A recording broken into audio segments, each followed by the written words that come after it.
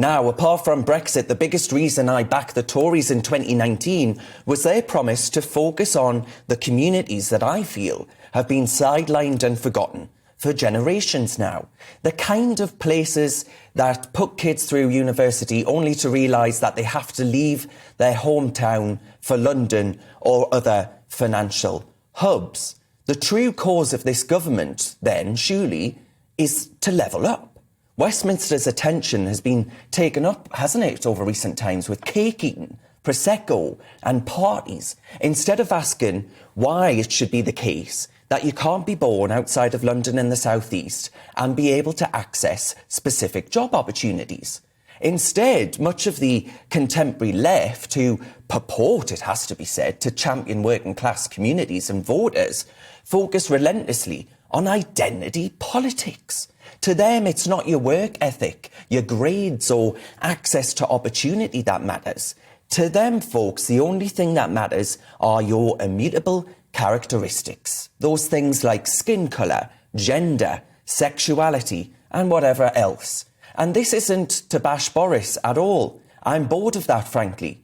This is me wanting Boris to do well. This is me willing him on for his core mission. All four constituent parts of our nation can benefit if Boris manages to get this golden opportunity right.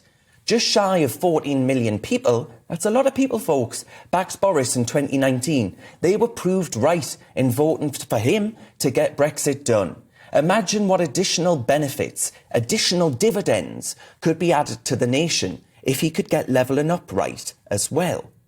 The risks to getting this wrong are frankly great.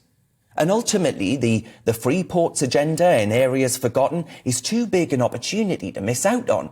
Alongside that fantastic vaccine programme, where you saw the United Kingdom acting as a nimble speedboat alongside the EU's European Medicine Agency Titanic, we can prove that the EU's sclerotic approach to everything from vaccine rollouts to free ports that level up communities mean that Boris and Brexit were too good an opportunity to miss out on. And to me, folks, devolution has always been a vital tool to utilise in the government's levelling up armoury. We've seen how Andy Street, Andy Burnham and Ben Houchen have utilised the agenda promised in that 2019 Tory manifesto. If you look at Ben Houchen as one example, the Mayor now enjoys a vote share that most politicians could only dream of. It's down to the fact, folks, that he's delivered on everything from Brexit free ports, a skills academy, rail services, and a reminder of what his patch actually did in the past and, frankly, can do in the future. Imagine what we could do in this country if, far from devolving power from Westminster, only to hand it to the Welsh Assembly, to Stormont or to Holyrood, we actually devolved power to smaller authorities and empowered local communities. Imagine how those who know their patch intimately could actually go about ensuring we're reminded not only of the strength of the United Kingdom, but of the strength of competition between different parts of it. Not Scotland versus England or Wales versus Northern Ireland, but Hartlepool versus Hertfordshire and Port Talbot versus Portaferry. Not on government handouts and a reliance upon Westminster, but on what lower taxes, different regulations and politicians that understand local needs can actually deliver.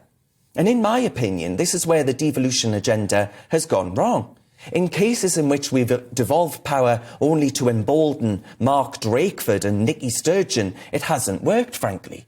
We've removed power from a remote and unaccountable Brussels to a remote Westminster and centralised power in the likes of Wales and Scotland.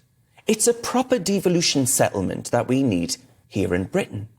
Just as GBNews has heard from real Brits, we need to look at buses, we need to look at broadband, and we need to look at building.